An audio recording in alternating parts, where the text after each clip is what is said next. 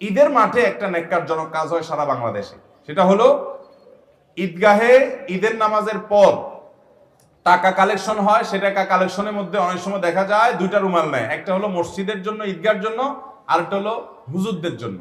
আপনি মসজিদের উন্নয়নের জন্য টাকা উত্তোলন করবেন, মসজিদের জন্য সাধারণ দানে টাকা নেবেন, জেনারেল ফান্ডের টাকা যে মসজিদের জন্য দেন, ঈদগাহের জন্য দেন, সেটার অংশ হিসেবে ইমাম সাহেবের দিতে পারেন, জায়েজ আছে, কোনো অসুবিধা নেই। কারণ মসজিদের সাধারণ অন্য 10টা খরচের মতো ইমাম মুয়াজ্জিনের বেতন যাবে, হুজুরদের জন্য আলাদা তাদেরকে বসায় রেখা রেখা টাকা তুলবেন।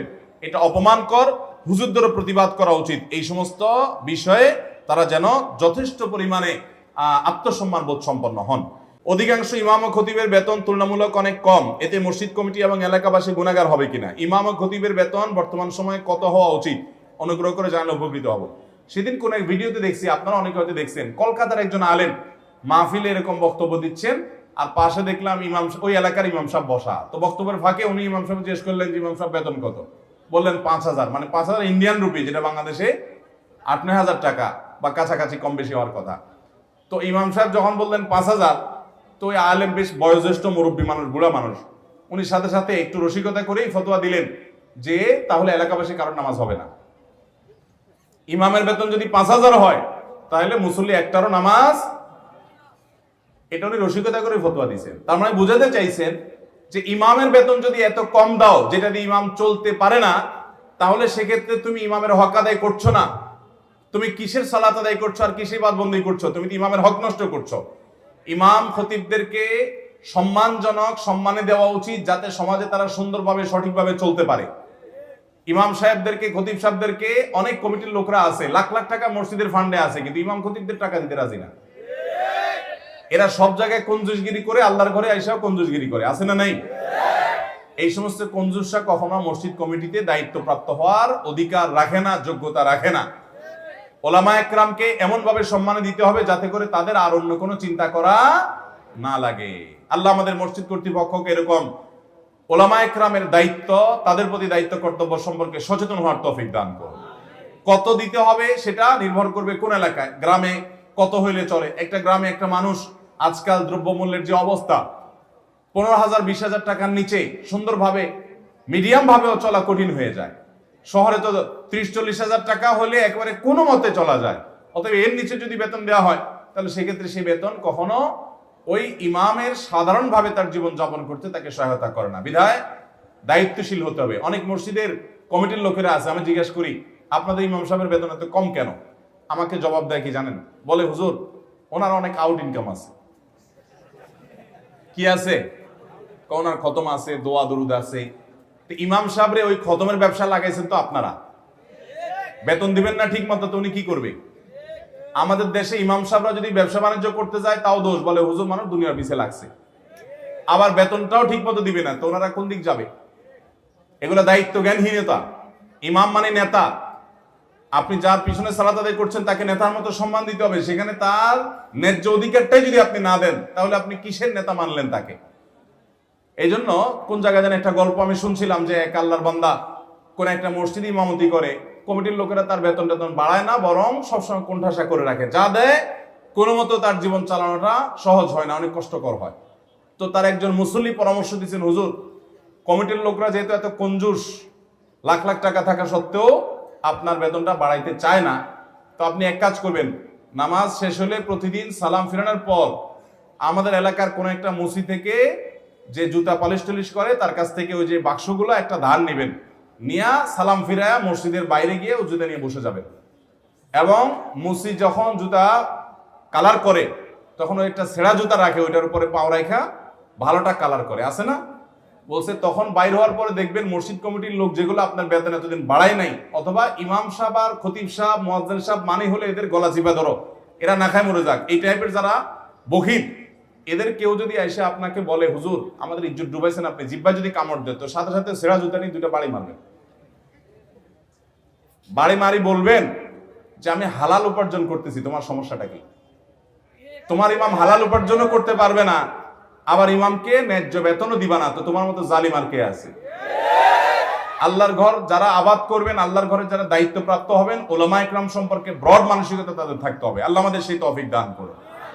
আলহামদুলিল্লাহ বহু শত শত হাজারো মসজিদ বাংলাদেশে আছে, যে মসজিদ কর্তৃপক্ষ দায়িত্বশীল, সচেতন, তারা ইমাম মুয়াজ্জিনদের ন্যায্য অধিকার আদায় করেন, হক আদায় করেন। আবার ইমাম মুয়াজ্জিনদেরও দায়িত্ব আছে যে বেতন কম দেখেই যে খতম পড়া শুরু করবে, মুর্দার দোয়া করা শুরু করবে, আর 2 নম্বর পথে হারাম ইনকাম করা শুরু করবে, এটা কখনো ইমামের শান হতে পারে না। খেয়ে থাকবে, কিন্তু কোন ইমাম কখনো নাজায়েজ পথে পা বাড়াবেন।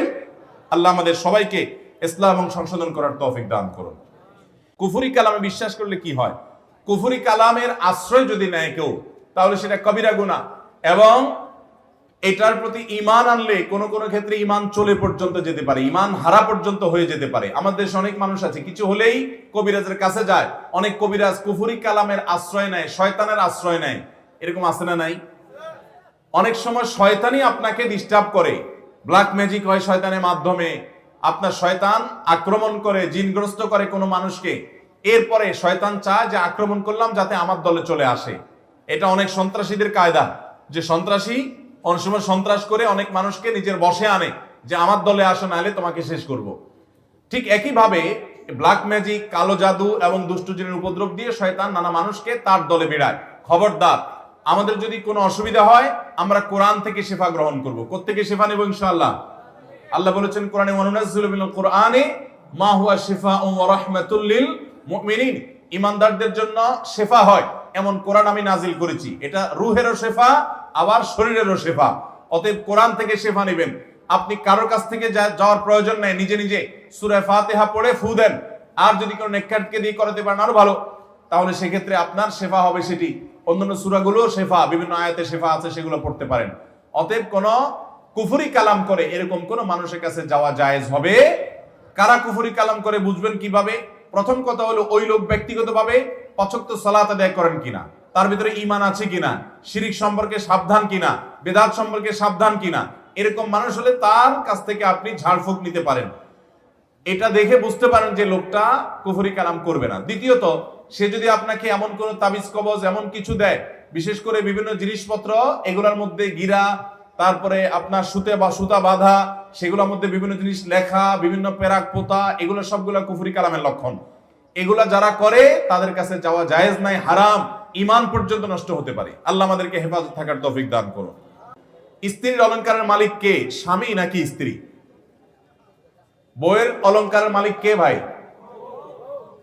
না স্বামী? এই প্রশ্নের এত সহজে উত্তর দিয়ে ফেললেন আপনারা। আচ্ছা, বউ যদি হয়, তাহলে আমার এবার প্রশ্ন, আপনার বউয়ের যে গহনা আছে, আপনার হঠাৎ করে বিদেশ যাওয়ার দরকার হয়েছে, ভিসা এসে গেছে, টাকা পুরা জোগাড় নাই, তখন বউয়ের গহনা বিক্রি করে কি করে না? অনেকে কিভাবে বিক্রি করে?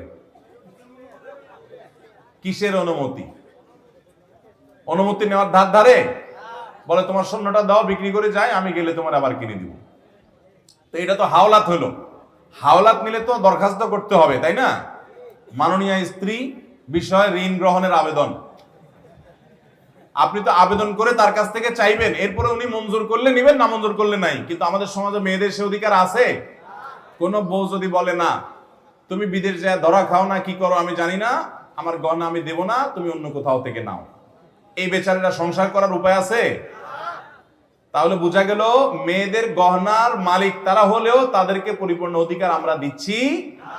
এই জন্য এই গহনার যাকাত কে দিবে, এই প্রশ্নের উত্তরে আগে আমাকে জানতে হবে যে আসলে এটার মালিক কে। আপনি যদি আপনার বউকে মোহর দিয়ে থাকেন স্বর্ণ হিসাবে, বা গিফট দিয়ে থাকেন স্বর্ণ হিসাবে, তাহলে এটা তো তার। আর বাবার বাড়ি থেকে পেলে তো সেটা তো তার বটেই। আমাদের দেশে অনেক বেহায়া পুরুষ আছে যে নিজে দেওয়ার তো খবরই নাই, ওই বেচারির বাপের বাড়ি থেকে কিছু দিলে সেটাও বিক্রি করে বিদেশ যায়। হ্যাঁ, যদি ওই যে বললাম উইলিংলি যদি তার কাছ থেকে নিতে পারেন, তাকে ফুসলায়া ফাসলায়া তার খেদমত করে থালা বাসন ধুয়ে তাকে সন্তুষ্ট করে যদি বলেন যে ঠিক আছে তুমি কিনে এটা বিক্রি করে দাও, আমি কিনে দিব, সত্যি সত্যি আবার ওয়াদাও ঠিক রাখেন, তাহলে সেটা জায়েজ আছে। কিন্তু ফুসলায়া ফাসলায়া নিয়ে আপনি বিক্রি করে ফেললেন, তাহলে সে মালিক হলো কিভাবে? যেই গহনা স্ত্রীকে আপনি দিয়ে দিবেন মহর স্বরূপ, সেটার মালিক উনি, ওইটা যাকাত উনি দিবেন, ওইটা আপনি তার কাছ থেকে তার অনুমতি ছাড়া বিক্রি করতে পারবেন। আচ্ছা, কোন মহিলাকে আপনি যে গহনা দিয়েছেন স্বামী হিসাবে, ওই গহনা যদি উনি বিক্রি করে ওনার বাপের ভাই লোকদেরকে হাদিয়া তোফা দিয়ে দেয়, বা ওই গহনাটা তার ভাই বোনকে দিয়ে দেয়, কোন স্বামী সেটা মানবে? শ্বশুর বাড়িতে ওই মহিলার ভাত থাকবে? আর কেমনে থাকে না? তাহলে মালিক তো ভদ্র মহিলা, তার জিনিস সে কি করবে না করবে এটা তো তার ব্যাপার। আপনার তো সেখানে নাক গলানোর সুযোগ নাই, কিন্তু আমরা নাক গলাই কি গলাই না? এই গলানোগুলো অনুচিত। তবে হ্যাঁ, তার জন্য ক্ষতিকর কিছু ভুল কিছু হলে তাকে আপনি পরামর্শ দিতে পারেন, কিন্তু বাধ্য করার এখতিয়ার নাই, কারণ মালিক কে? উনি নিজে। অতএব স্ত্রীদের সম্পদের মালিকানার ক্ষেত্রে হস্তক্ষেপ আমরা করব না ইনশাআল্লাহ, এবং তার যাকাতও তাদেরকে দিতে হবে।